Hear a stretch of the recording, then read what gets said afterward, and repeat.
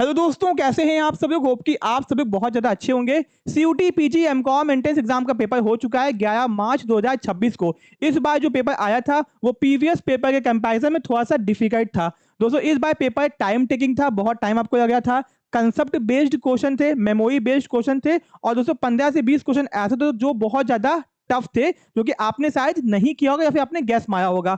अब आपके मन में सवाल होगा कि सर मेरा एडमिशन हो पाएगा कि नहीं हो पाएगा। आपने 40 अटेम्प्ट किए हैं, 45 किया होगा, 50 किया होगा, 60 किया होगा, 65 किया होगा, किसी ने 70 भी अटेम्प्ट किया होगा।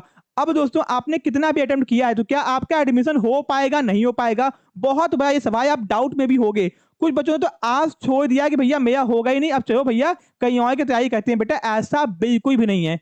सबसे पहले दोस्तों मैं आपको प्रूफ के साथ में बताऊंगा कि आपके एडमिशन, आपने जितना भी अटेम्प्ट किया है, जितना भी आपने अटेम्प्ट किया है, ठीक है, आपका एडमिशन सेंटर यूनिवर्सिटीज में आराम से होगा। बहुत इंपॉर्टेंट ये वीडियो है, वीडियो को ध्यान से अंत तक देख के जाना, वरना बाद में बहुत ज्यादा पछताओगे। दोस्तों इंडिया के अंदर बहुत सारी सेंटर यूनिवर्सिटीज हैं जहां पे एमकॉम कोर्स है और जहां पे एडमिशन दोस्तों होता है, ठीक है। अब दोस्तों आपको डीयू मिलेगा कि नहीं, आपको बीएचयू मिलेगा कि नहीं, आपको एसआईसीसी मिलेगा कि नहीं, ये डिपेंड किस बात पे करता है? इस साल की कट ऑफ पे। इस बार पेपर बहुत हार्ड गया हुआ दोस्तों, ये कंफर्म है पीछे साल के मुकाबले। अब एक बात तो समझो दोस्तों, जो 2025 के बच्चे होंगे उनके ये 2025 का पेपर भी हार्ड होगा।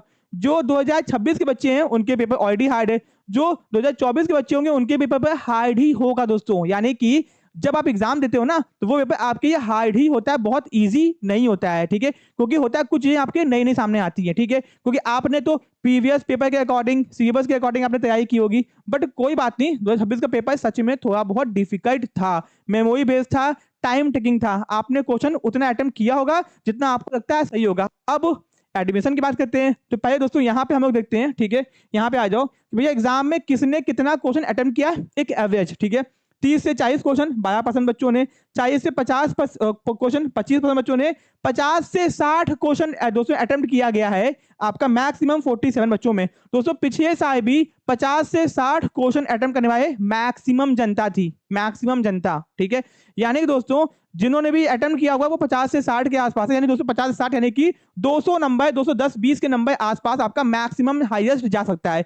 यानी इस बार एमकॉम एंट्रेंस एग्जाम के अंदर जो भी बच्चा टॉप करेगा उसका मैक्सिमम मार्क्स 210 और 20 के नीचे ही आएगा, या फिर उसके ऊपर थोड़ा बहुत फ्लक्चुएट कर सकता है, 210 20 के आसपास आएगा, उसके नीचे ही आएगा, उसके नीचे ऊपर थोड़ा बहुत हो सकता है, ठीक है। यानी दोस्तों 210 आपका कैप है, यानी कि इसी के आसपास आपकी हाईएस्ट कट ऑफ जा सकती है, ठीक है। ये दोस्तों मैं आपको एक साल के एक्सपीरियंस से नहीं बता रहा हूं दोस्तों, ये मैं आपको कम से कम 3 से 4 साल का एमकॉम एंट्रेंस का डेटा बच्चों ने एग्जाम दिया है उसके एक्सपीरियंस से मैं आपको बता रहा हूं, ठीक है। और दोस्तों हर साल कट ऑफ इतनी ही जाती है, ठीक है, 210 20। एक बार दोस्तों 240 कट ऑफ थी, 240 बहुत हाईएस्ट, ठीक है। तो भैया एक बार हुआ था, लेकिन वरना मैक्सिमम आपका 220 30 इतने ही कट ऑफ जाती है, ठीक है। अब दोस्तों हम नीचे आते हैं, यहाँ आगे आते हैं, ठीक है। अब दोस्तों अगर आपको डीयू के अंदर एडमिशन चाहिए तो कितने मार्क्स पे आपका सेफ स्कोर है दोस्तों? अगर आपको डीयू के किसी भी कॉलेज में एडमिशन चाहिए, ठीक है, तो आपका अगर 160 से ऊपर है और 170 से ऊपर है तो आपका एडमिशन आराम से हो जाएगा डीयू के किसी ना किसी कॉलेज के अंदर, ठीक है। अब एसआईसीसी में कितने का होगा, डिपार्टमेंट ऑफ कॉमर्स में कितने मार्क्स का होगा दोस्तों, ये पता चलेगा कट ऑफ आने के बाद में। लेकिन ये तो है 160 और 70 के ऊपर हो तो डीयू आपको आराम से मिल जाएगा, कोई दिक्कत नहीं आएगी, ठीक है। दोस्तों अगर आपको बीएचयू में एडमिशन चाहिए, आपका 150 से ऊपर है तो बिना किसी दिक्कत के आपका एडमिशन हो जाएगा। दोस्तों 150 के ऊपर है, उनके नीचे वाले मार्क्स का भी एडमिशन होगा, बहुत डिटेल में होगा। लेकिन ये अगर आपका मार्क्स आता है तो आप आराम से एकदम सिक्योर्ड हो कि आपका एडमिशन बीएचयू में तो कंफर्म्ड है।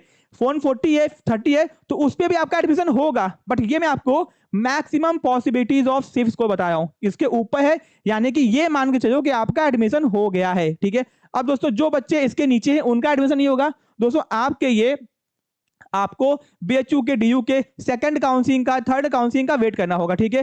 पहली काउंसलिंग में हाईएस्ट मार्क्स जाता है, दूसरे काउंसलिंग में कट ऑफ नीचे आती है, ठीक है। तो भैया ऐसा नहीं कि आपका एडमिशन नहीं होगा, आपको काउंसलिंग में पार्टिसिपेट करना होगा, आपको वहां पे सेकंड थर्ड काउंसलिंग का वेट करना होगा, फिर दोस्तों आपका एडमिशन हो जाएगा। तो परेशान मत होना। एंड दोस्तों जिनके मार्क्स बहुत ज्यादा कम आए हैं, जिनके 100 नंबर एग्जाम में आए हैं, 80 नंबर आए हैं, 60 नंबर आए हैं, उनके ये भी सेंटर यूनिवर्सिटीज हैं दोस्तों, जिसको मैं वीडियो अलग से बनाऊंगा, ठीक है। कुछ यूनिवर्सिटीज के मैं आपको नाम बता देता हूं, central university of south Bihar, Mahatma Gandhi central university, और भी बहुत सारी यूनिवर्सिटीज है जहां पे कम मार्क्स पे एडमिशन होता है, कम मार्क्स यानी 40 marks, 50 marks, 60 marks, 70 marks, 80 marks, 90 marks, 20 marks centre universities के अंदर। तो भैया अगर आप डिफरेंट डिफरेंट स्टेट से हो, आपको सेंटर यूनिवर्सिटी ही चाहिए, तो आप यहाँ पे एडमिशन ले सकते हो। ठीक है, ये तो दोस्तों हो गया आपका भैया एडमिशन का कि यहाँ पे एडमिशन हो सकता है। और बेचू डीयू का मैंने आपको कट ऑफ भी यहाँ पे दिखा दिया कि भैया कट ऑफ यहाँ पे देख लो, इतने ही सेफ इसको आपका जाएगा, परेशान मत हो। मैं आपको प्रूफ के साथ में दिखाऊंगा अभी कि भैया पीछे साल कितनी कट ऑफ गई थी। मैंने यूट्यूब पे भाई भाई की वीडियोस हैं भैया, एमकॉम के और डीयू के। दोस्तों जब कट ऑफ आती है, कॉमर्स नेशन डिटेल में कवर करता है किस यूनिवर्सिटी कितनी कट ऑफ गई है। आप लोग कहोगे सर आपने पेपर का एनालिसिस नहीं किया, तो भैया बाकियों ने भी क्या एनालिसिस किया, पेपर हार्ड था, पेपर टफ था, पेपर टाइम टेकिंग था। दोस्तों तो मैं आपका टाइम क्यों वेस्ट करवाऊं, मुझे पता है कि क्या चीजें होने वाली हैं, आपको क्या करना है, क्या क्या चीजें हैं, तो आप केवल अब उन चीजों पे ध्यान दो। मैं आपको गारंटी दे रहा हूं कि अगर आपने ध्यान दिया तो आपने पेपर कैसा भी किया हो, आपको एक अच्छी सेंटर यूनिवर्सिटी मिल के रहेगी, कंफर्म्ड है एकदम। और दोस्तों इतने मार्क्स पे तो आपका डीयू बेचू भी कंफर्म्ड है। ठीक है, ओके, अब आगे आते हैं भैया। दोस्तों यहाँ पे ध्यान दो, ठीक है, यहाँ पे हम लोग आते हैं। ठीक है दोस्तों, ये क्या है कि भैया किस शिफ्ट में कितने बच्चों ने एग्जाम दिया है और कितने बच्चों ने एग्जाम छोड़ दिया।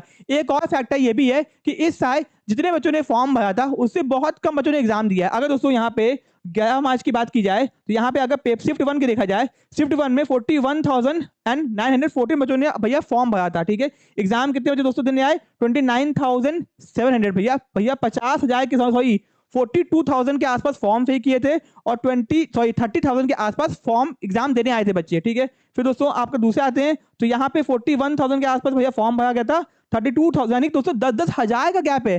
फिर दोस्तों यहाँ पे भी देखियो तो एमकॉम में दोस्तों मैक्सिमम जो फॉर्म फिल होते हैं ना वो 14 से 15,000 फॉर्म फिल होते हैं। इस बार एग्जाम कम से कम 8-9 या फिर 10,000 के आसपास एग्जाम देने बच्चे गए होंगे। ठीक है, क्योंकि यहाँ पे उसका डेटा नहीं है तो मैं आपको बता रहा हूँ कि इन डेटा के हिसाब से एवरेज मैंने निकाल दिया कि 8 से 9 बच्चों ने एग्जाम दिया। तो ऑलरेडी आपका कंपटीशन दोस्तों कम पे है, तो कंपटीशन बच्चों ने कम एग्जाम दिया तो कम पे है, तो आपको दिक्कत की जरूरत नहीं है। और दोस्तों बहुत से बच्चों ने पढ़ाई भी नहीं की होगी जितनी आप लोगों ने की होगी, जो कि भैया पेड बैचेस के होंगे या फिर आप यूट्यूब से वॉच किए होंगे, तो उनके ये तो कंपटीशन बहुत कम जाएगा।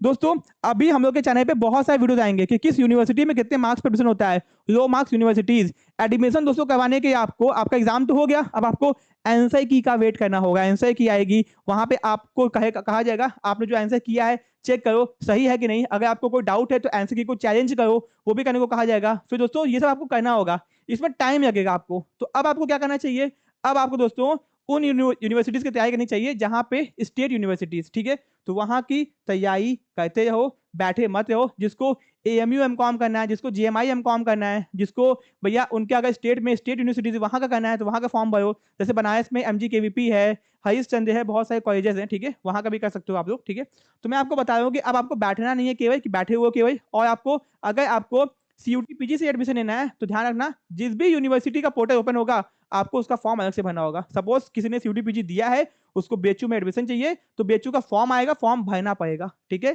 काउंसलिंग फॉर्म जिसको बोलते हैं। ठीक है, और फीस भी लगेगी आपकी थोड़ी 200-250 रुपये आपका लगेगा। वैसे ही डीयू में चाहिए, डीयू का फॉर्म भरना पड़ेगा, सबका फॉर्म भी भरना पड़ेगा। ठीक है, तो कंपटीशन दोस्तों यहाँ पे कम है, आपका कंपटीशन भी दोस्तों हो गया। ठीक है, अब दोस्तों जो बच्चे परेशान थे कि होगा नहीं होगा, तो आपको समझ में आ गया होगा। ठीक है, अब आप दोस्तों परेशान मत हो, काम में हो, टेंशन मत हो। अब आपको या तो आप अपने अदर एग्जाम की तैयारी करो, या तो दोस्तों आप लोग क्या करो, आपको यहीं पे एडमिशन चाहिए, आप एकदम कॉन्फिडेंट हो कि आपका मार्क्स आएगा ठीक ठाक जो मैंने बताया हुआ है, तो आपका सीयूटी पीजी के थ्रू अच्छे सेंटर यूनिवर्सिटी में एडमिशन हो जाएगा।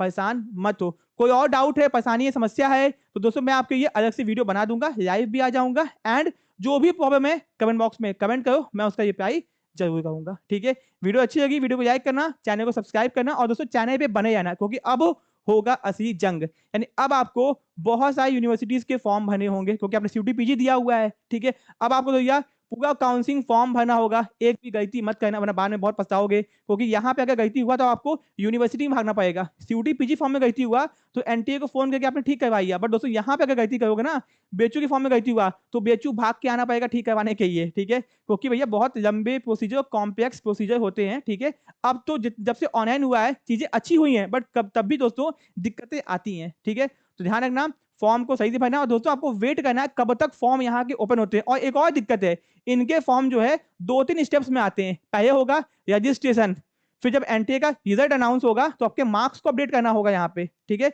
फिर अपने ग्रेजुएशन में अगर आप अपीयरिंग में थे फॉर्म भरते वक्त, तो आपको अपने ग्रेजुएशन का जो मार्क्स आपका आएगा वो भी भरना होगा, अपलोड करना होगा, रिजल्ट भी अपलोड करना होगा। कुछ बच्चों का एग्जाम ही नहीं हुआ होगा अब तक। तो आपके एग्जाम होंगे सेमेस्टर्स के, फिर आपके मार्क्स आएंगे, फिर वो मार्क्स आपको भैया अपलोड करना होगा वेबसाइट के ऊपर, बीएचयू के, डीयू के, जहां पे आपका एडमिशन चाहिए। तो बहुत लंबे प्रोसीजर है। हर प्रोसीजर के लिए चैनल पे बने रहो, कमेंट बॉक्स में कमेंट करो कोई दिक्कत हो तो, एंड मैं आपको कंप्लीट गाइड करूंगा आपके एडमिशन तक, ठीक है। और दोस्तों जितने भी इंडिया में सेंटर यूनिवर्सिटीज है, जिनके भी कट ऑफ आएंगे, मैं सबका कट ऑफ एकदम डिटेल में बताऊंगा, भैया इतने मार्क्स पे यहाँ पे एडमिशन हो जाए, इतने मार्क्स पे यहाँ पे एडमिशन हो जाए, ठीक है। तो दोस्तों बहुत ही इंपॉर्टेंट वीडियो है, ध्यान से देखो और शेयर करना मत भूलना। मिलते हैं नेक्स्ट पार्ट में। Thank you so much.